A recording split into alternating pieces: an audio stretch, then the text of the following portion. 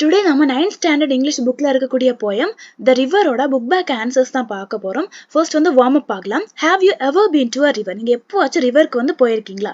Yes, I have been to river numerous times which is in my native place. என்னோட native placeல இருக்கிற ரிவருக்கு வந்து நான் நிறைய வாட்டி போயிருக்கேன். Describe the beauty of the river you have seen. நீங்க பார்த்த அந்த ரிவரோட அழகை வந்து describe பண்ணணும்னு கேட்டிருக்காங்க. It is very beautiful and never dries up even in summer. சம்மர்ல கூட வற்றாத நதி. அது மட்டும் இல்ல அது வந்து ரொம்ப பியூட்டிஃபுல்லா இருக்கும்.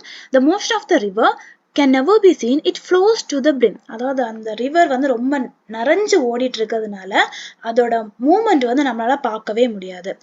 Do you think rivers have life like human beings? Human beings மாதிரி ரிவருக்கு வந்து லைஃப் இருக்கும் அப்படின்னு நீங்க நினைக்கிறீங்களா? Rivers are said to have life because they keep moving from one place to another and finally into the sea. Like human beings, they also go through difficult phases and moods of life. ரிவர்ஸ்க்கு வந்து life இருக்கும் அப்படின்னு சொல்லப்படுது. ஏன்னா அந்த அந்த கடலை அடையிறது வரைக்கும் அது வந்து ஒரு பிளேஸ்ல இருந்து இன்னொரு பிளேஸ்க்கு வந்து மூவ் ஆயிட்டே இருக்குமா. ஹியூமன் பீங்ஸை மாதிரியே மனிதர்களை மாதிரியே இந்த ரிவரும் அது இந்த சீயை அடையிறது வரைக்கும் நிறைய டிஃபிகல்ட் ஃபேஸஸை வந்து அது தாண்டி போகுதான். Read the following lines and answer the question given below. First, over the yellow pebbles dancing, through the flowers and foliage glancing. First question, how does the river flow? The river வந்து எப்படி flow ஆகுது? The river flows over the pebbles through the flowers and foliage. The rivers வந்து pebbles மேல இந்த flowers foliage எல்லாத்துக்கும் வழியா அது flow ஆகுது. What is meant by foliage? Foliage என்னது? Foliage means a cluster of leaves, flowers and branches. அதாவது leaves, flowers, branches எல்லாமே கூட்டமா இருக்கிறது தான் வந்து foliage அப்படின்னு சொல்லுவாங்க. Second, river, swelling river, on you rush through rough and smooth. First question, why does the poet mention the river to be swelling? The poet வந்து இந்த river swelling அப்படின்னு ஏன் மென்ஷன் பண்றாங்க?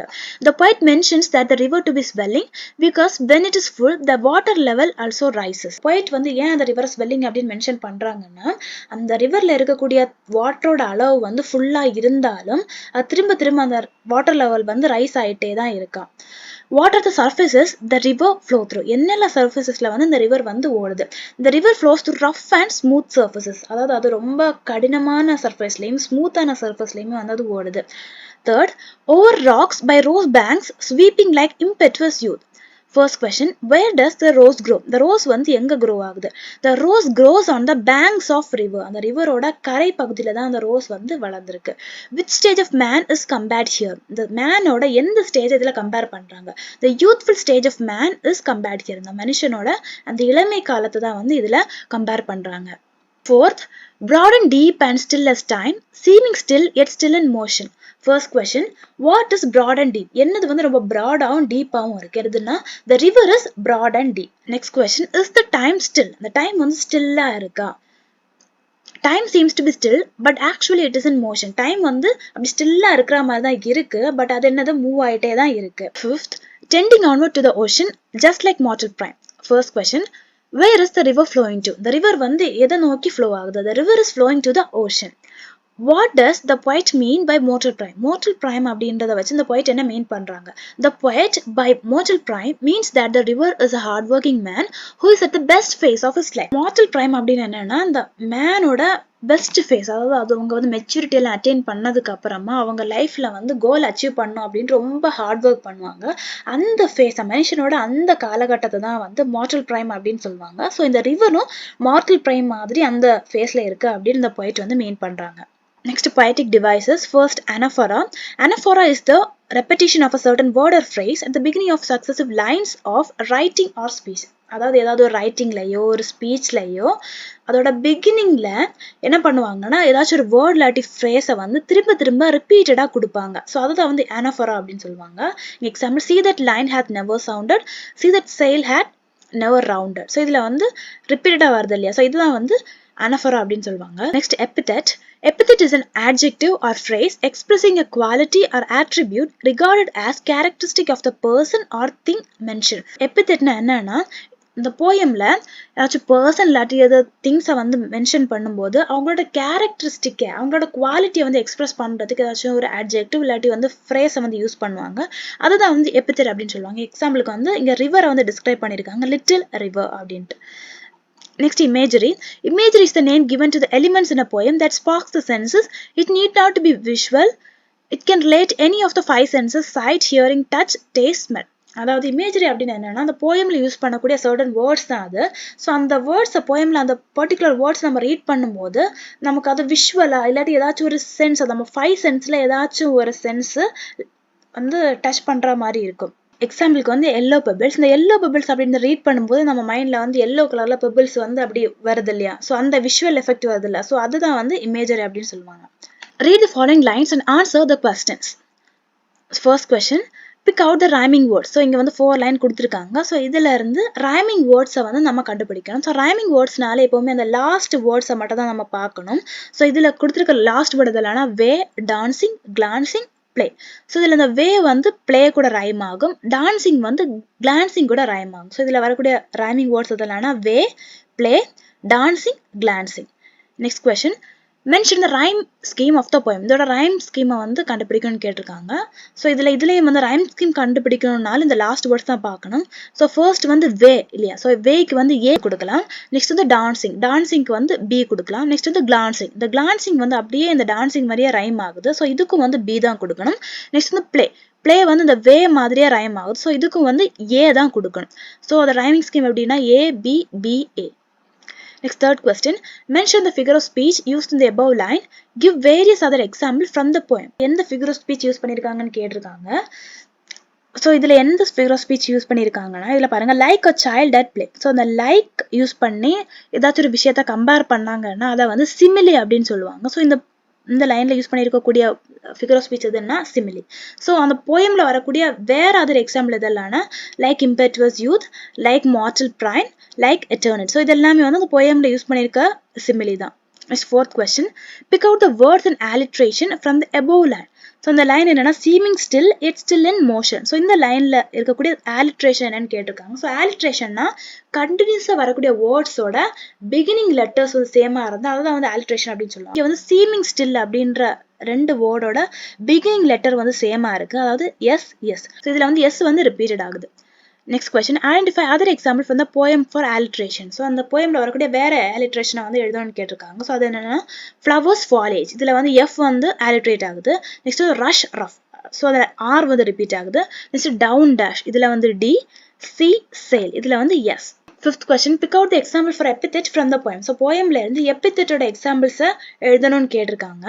ஸோ எபித்தெட்னா நமக்கு தெரியும், அதாவது அந்த போயம்ல இருக்கக்கூடிய பர்சன் இல்லாட்டி திங்கோட கேரக்டரிஸ்டிக்கை இல்லாட்டி குவாலிட்டியை வந்து எக்ஸ்பிரஸ் பண்ணுறது யூஸ் பண்ணக்கூடிய வேர்ட்ஸ் தான் எபித்தெட் அப்படின்னு சொல்லுவாங்க. ஸோ இந்த போயம்ல வரக்கூடிய எபித்தெட் எதெல்லாம்னா little river, swelling river, brimming river, headlong river. Next, pick out the example of imagery from the poem. So imagery example என்னன்னா yellow pebbles, impetuous youth, rose banks and mortal prime. Answer the following in a paragraph of about 120 to 150 words. First question, how does the poet bring about the comparison of life with the river? Explain it with reference to the poem. So இதில் வந்து poet எப்படி இந்த ரிவரை வந்து human life கூட compare பண்ணியிருக்காங்க அப்படின்னு சொல்லணும். Explain it with reference to the poem. So இந்த போயத்தோட ரெஃபரன்ஸ் வச்சு எக்ஸ்பிளைன் பண்ணணும்னு கேட்டிருக்காங்க. In the poem The River, poet Carolyn Ann Bowles describes the river in all its vitality and splendor. So இந்த poem ரிவரில் இந்த poet அந்த ரிவரோட எல்லா சிறப்புகளையும் ஆற்றல்களையும் வச்சு தான் டிஸ்கிரைப் பண்ணியிருக்காங்க. The poet compares the 4 stage of human life இந்த கோர்ஸ் ஆஃப் ரிவர். ஸோ அந்த ரிவரோட கோர்ஸை யூஸ் பண்ணி இந்த ஹியூமன் லைஃபோட 4 ஸ்டேஜஸையும் வந்து கம்பேர் பண்ணி எக்ஸ்பிளைன் பண்ணுறாங்க. The first stage of river is a sparkling river which is like a curious and innocent child at play. He is very dynamic and full of energy. The river first stage என்னன்னு சொல்லியிருக்காங்கன்னா sparkling river அப்படின்னு சொல்லியிருக்காங்க. அதாவது ரொம்ப பிரைட்டான river அப்படின்ட்டு, அதாவது ஹியூமனோட childhood ஸ்டேஜில் அவங்க ரொம்ப கியூரியஸாக இன்னசென்ட்டாக இருப்பாங்க. அது மட்டும் ரொம்ப டைனமிக்காகவும் ரொம்ப எனர்ஜெட்டிக்காகவும் இருப்பாங்க. ஸோ அதே மாதிரி தான் இந்த ரிவரோட ஃபர்ஸ்ட் ஸ்டேஜும் இருக்கும் அப்படின்னு சொல்கிறாங்க. The second stage of river is a swelling river which is compared to a reckless youth who goes through rough and smooth patches of life. So second stage வந்து ஸ்வெல்லிங் ரிவர் அப்படின்னு சொல்கிறாங்க. So இது வந்து மனுஷனோட youth stage தான் வந்து compare பண்ணியிருக்காங்க. அதாவது மனுஷனோட இளமை காலத்தை தான் வந்து இதில் கம்பேர் பண்ணியிருக்காங்க. அதாவது அவங்களோட யூத் ஸ்டேஜில் ரொம்ப ரெக்லஸாக இருப்பாங்க. அவங்க நிறைய டிஃபிகல்ட் சுச்சுவேஷனை, கடினமான ஃபேஸஸையும் ஸ்மூத் ஃபேஸையும் அவங்க வந்து ஃபேஸ் பண்ணுவாங்க. ஸோ அதுதான் வந்து செகண்ட் ஸ்டேஜ் கூட கம்பேர் பண்ணியிருக்காங்க. The third stage of the river is a full river, like hardworking man who is at the prime phase of his life, like the deep and broad river, those in motion motionless, it keeps moving towards the sea like a matured man who silently marches towards the goal. The third stage அப்படின்றது full river அப்படின்னு சொல்றாங்க. இந்த full river எப்படி இருக்கும்னா மனுஷனோட அந்த matured ஸ்டேஜ்ல வந்து ஹியூமன்ஸ் எப்படி இருப்பாங்க, ரொம்ப ஹார்ட் ஒர்க்கிங்கா இருப்பாங்க. அதாவது அவங்களோட கோல் எது அப்படின்னு அவங்க கண்டுபிடிச்சு அதை நோக்கி அவங்க வந்து சைலண்டா அவங்க வந்து ஹார்ட் ஒர்க் பண்ணிட்டே இருப்பாங்க. ஸோ அதே மாதிரி இந்த ஃபுல் ரிவர் வந்து எப்படி இருக்கும், ரொம்ப டீப்பாகவும் ப்ராடாகவும் இருக்கு. அது மூவ் ஆகுற நம்மளால வந்து பார்க்க முடியாது. அதாவது மூவ் ஆயிட்டே தான் இருக்கும், பட் பார்க்கறதுக்கு மூவ் ஆகுற மாதிரி இருக்காது. அந்த அளவுக்கு காமா தான் மூவ் ஆகும். எதை பார்த்து மூவ் ஆகும்னா சீயை பார்த்து, அதாவது கடலை வந்து அது அடையும் இல்லையா, ஸோ அந்த கடல் நோக்கி மூவ் ஆயிட்டே இருக்கும் matured man மாதிரி. In the last stage, the long journey of the river reaches the endless sea like a human life attains eternity. The human life last அவங்க எப்படி எட்டர்னிட்டியை வந்து அட்டைன் பண்ணுவாங்களோ அதே மாதிரி இந்த ரிவர் இந்த சீயை வந்து அடையும் அப்படின்னு சொல்றாங்க. Next question, describe how the poem clearly describes about the features, functions and destructive power of the river. So இந்த போயம்ல எப்படி அந்த ரிவரோட ஃபீச்சர்ஸ், ஃபங்க்ஷன், டிஸ்ட்ரக்டிவ் பவர்லாம் டிஸ்கிரைப் பண்ணியிருக்காங்களோ அதை வந்து கிளியரா சொல்லணும்னு கேட்டிருக்காங்க. இந்த poem the river Poet Carolyn Ann Bowles described a river in all its liveliness and grandeur. So இந்த போயம் ரிவர்ல இந்த போயட் அந்த ரிவர் வந்து எப்படி ரொம்ப உயிர்ப்போட இருக்கு, எப்படி ரொம்ப கம்பீரமா இருக்கு அப்படின்றத அதோட ஃபீச்சர்ஸ், ஃபங்க்ஷன்ஸ் எல்லாத்தையும் வச்சு டிஸ்கிரைப் பண்றாங்க. The poet compares the 4 stages of human life in the course of river. So அந்த ரிவரோட கோர்ஸை வச்சு மனுஷனோட 4 ஸ்டேஜஸையும் வந்து கம்பேர் பண்றாங்க. The sparkling river goes on dancing over the yellow pebbles and touching the flowers and leaves. அதாவது இந்த sparkling river அதான் வந்து ரிவரோட ஃபர்ஸ்ட் ஸ்டேஜ். அது வந்து எல்லோ பெபிள்ஸ் மேல வந்து டான்ஸ் ஆடுற மாதிரியே இருக்கும், ஃப்ளவர்ஸ் லீவ்ஸ் எல்லாம் டச் பண்ணிட்டே போற மாதிரி இருக்கும். This feature of the river is compared to the life of a curious innocent child at play. He is very dynamic and full of energy. So the sparkling river அப்படின்ற அந்த first stage வந்து human ஸ்டேஜோட அந்த childhood stage தான் வந்து compare பண்றாங்க. Childhood ஸ்டேஜ்ல எப்படி அந்த சைல்டு ரொம்ப கியூரியஸாகவும் எனர்ஜெட்டிக்காகவும் இருக்குமோ அது கூட கம்பேர் பண்றாங்க. However, the river also has the power of bravely facing the hindrances of life, recklessly destroying them. இந்த ரிவர் வந்து ரொம்ப பிரேவா அது வரக்கூடிய தடைகள் எல்லாத்தையும் வந்து டிஸ்ட்ராய் பண்ணி அதை தாண்டி வந்து ஓடுற பவர் அதுக்கு இருக்கு அப்படின்னு சொல்றாங்க.